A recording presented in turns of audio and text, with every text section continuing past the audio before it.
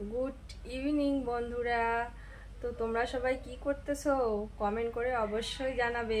আমি তো সন্ধ্যাবেলা চলে আসলাম রান্নাঘরে চা করতে।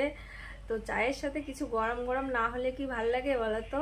তো তার জন্য আমি গরম গরম এই দেখো পকোড়া করব। তো চায়ের সাথে পকোড়া কিন্তু দারুণ খেতে লাগে। তোমরাও চাইলে বাড়িতে করে খেতে পারো। তো চলো তোমাদের সাথে দেখা হচ্ছে আবার চায়ের সাথে। দেখো বন্ধুরা, আমি এটাকে এখন ভালো করে হাত দিয়ে ভালো করে মিশিয়ে নেব। আর এইদিকে দেখো তেল দিয়ে দিচ্ছি কড়াইতে। তোমার সাদা তেল আজকে নেই বাড়িতে, তার জন্য সরিষার তেল দিয়ে দিচ্ছি গরম হইতে। আর এইদিকে দেখো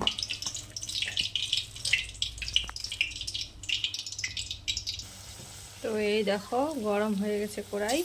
আমি এক এক করে এখন দিয়ে দেবো এগুলো।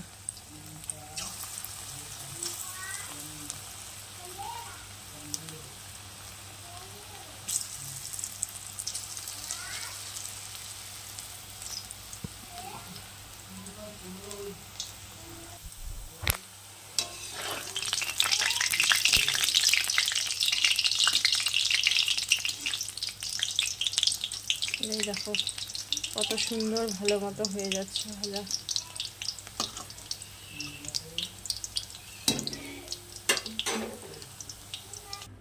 এই দেখো বন্ধুরা, আমার গরম গরম পকোড়া রেডি।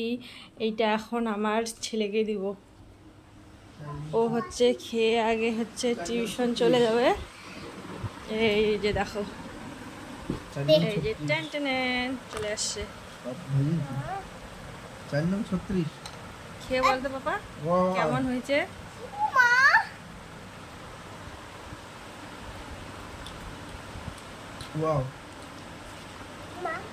এই দেখো বন্ধুরা, আমার গরম গরম পকোড়া আর চা রেডি। তো চলো দেখা যাক, খাইতে দেই আগে কি বলে।